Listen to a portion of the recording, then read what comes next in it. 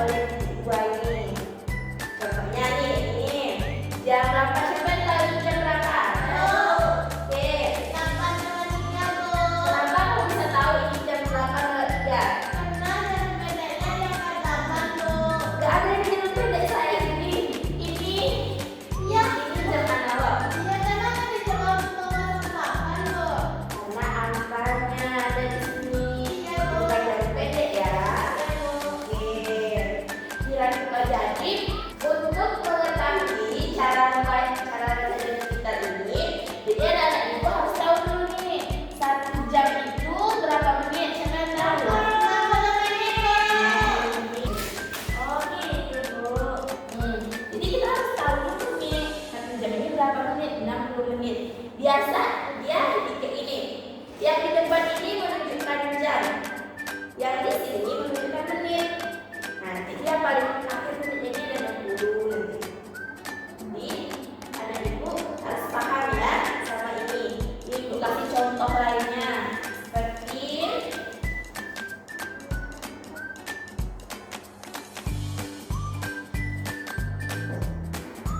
siapa tahu ini jam berapa?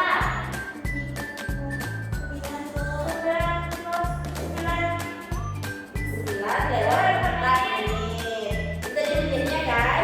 Ini jamnya.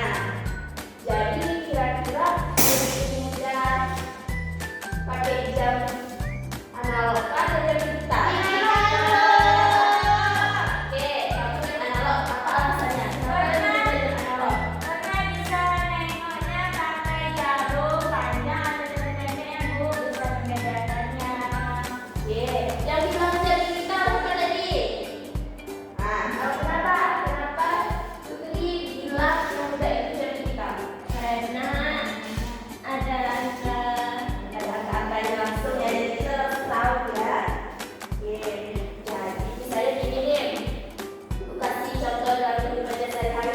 Tahu kan hari-hari itu kan hari ada 7. Tahu kan hari ada 7 apa aja tuh? Senin, Selasa, Rabu, Kamis, Jumat, Sabtu, Minggu. Jadi 7 hari ini juga harus kita pahami. Nah, sama dengan kita memahami jam 1 jam itu berapa menit. Intinya jadi intinya karena kita masih di kelas 11 ya.